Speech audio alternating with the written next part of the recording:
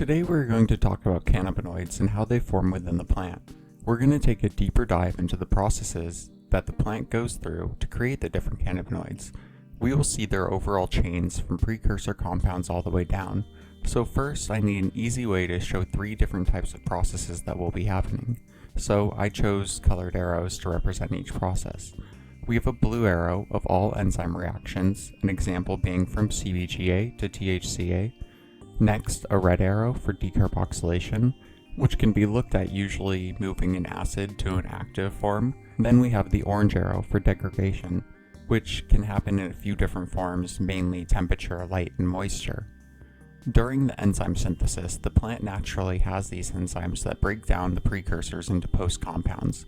We can see CBGA plus oxygen balances with THCA with hydrogen peroxide. This process does require enzymes though. Some additional examples listed below, but something to realize is that companies even sell specific enzymes to growers to produce cannabis in a specific way. Next we have decarving.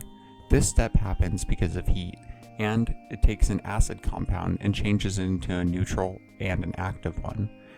That's why when making edibles, the first step often is to decarb the flower or concentrate. This list below is a good general guideline for decarbing flowers in 3 different methods.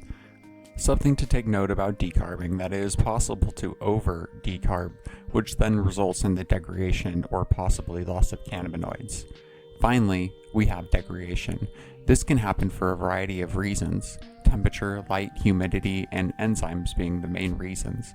What happens during this time is that one of the elements in the starting compound has either gained or lost weight. For example, the 2 most common, THC to CBN and CBD to CBE. THC to CBN just requires the loss of 4 hydrogen atoms to change it, while CBD to CBE, on the other hand, gains a single oxygen atom. Also, CBD to CBE uses a photooxidation, while things like CBC to CBL degrade with the presence of UV light. I found a great chart from a research paper that I'll link here in the description. It goes over the degradation of delta-9 THC, CBN, and CBD over a 4-year period. They also test using darkness at 4 degrees Celsius or 39 degrees Fahrenheit, and in light at 22 degrees Celsius or 71 degrees Fahrenheit. If we look at the change of cannabinoids over the 4-year period, we can see some pretty cool results.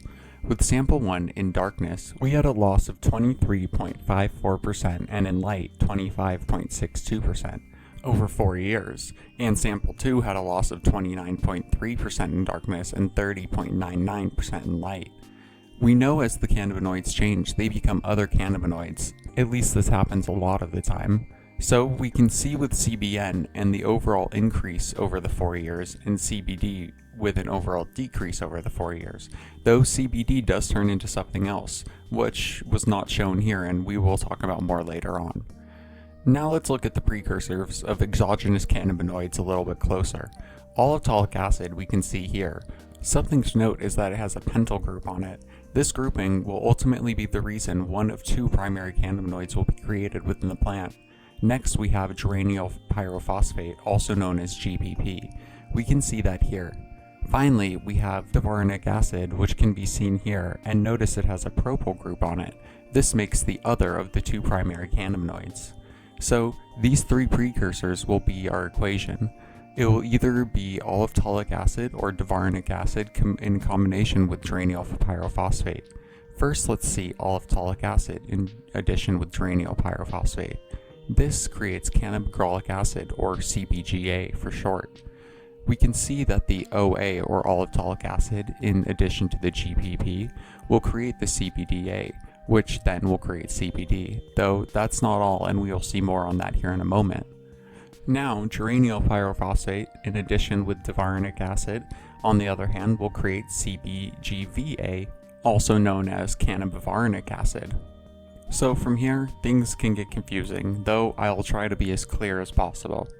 CBGVA, using enzymes within the plant, will create 4 different cannabinoids. CBTV, or cannabitrovarin, it makes CBCVA, or cannabichrome varnic acid. CBDVA or cannabidivarnic acid, and THCVA or tetrahydrocannabivarnic acid. Then CBGV can also be decarbed with heat and time to create CBGV or cannabidivarin. CBGV and CBTV could make other changes, though from my knowledge this is where they end.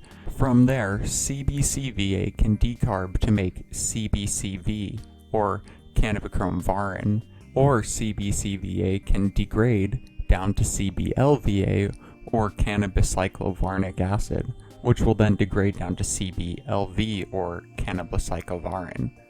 CBDVA will degrade into CBEVAB, which is also called cannabisulvarnic acid, which decarbs down to cannabelcion. CBDVA will also decarb into CBDV or cannabidivarin, which degrades into CBEV or cannabielcivarin. It can also degrade into CBNDV or cannabinodivarin. Finally, THCVA will decarb into THCV or tetrahydrocannabivarin, which degrades into CBV or cannabivarin. Now, similarly to CBGVA, when all-phthalic acid mixes with geranyl phosphate, it creates CBGA or cannabigrolic acid. CBGA can catalyze into four main compounds with the help of enzymes: CBT or cannabicitrin, CBCA or cannabichrominic acid, CBDA or cannabidolic acid, and THCA or tetrahydrocannabinolic acid. Also, with decarbing, it can degrade down to cannabigrol. CBCA can then degrade down to cannabichromine or CBC. CBCA can also degrade down to CBLA or cannabicyclic acid. CBLA can then decarb down to CBL or sanabicyclol. CBDA can decarb down to CBD, or it can degrade down to CBAE or cannabialsonic acid. CBD can then degrade down to cannabinidol or CBND. CBAE can then decarb down to CBE or cannabialson. However, CBD can also degrade down to CBE. Now, if we follow THCA, it can degrade down to CBNA or cannabinolic acid, or THC can decarb down to delta-9 THC. CBNA can then be decarbed down to CBN or cannabinol, and delta-9 THC can degrade down to delta-H THC and CBN. Finally, delta-H THC can degrade down to CBN as well. So we just saw a list of 33 cannabinoids and their general creation within the cannabis plant through different stages of life, though there are more cannabinoids that I've been researching to make additions and changes to my chart we saw above. There are things like CBV or CBEVA-A, which I'm still having trouble placing on my chart, so this will be an ever-evolving chart of cannabinoids for me. There are 6 main cannabinoids that are constantly being looked at for medicinal purposes though, and I'm sure as our research grows, so will this main list of cannabinoids. The list includes tetrahydrocannabinol, cannabidol, cannabigrol, cannabinol, cannabichromine, and tetrahydrocannabivarin. In my next video, I will talk about the main effects and current medicinal studies on each of these 6 main cannabinoids. Until then, have a great rest of your day.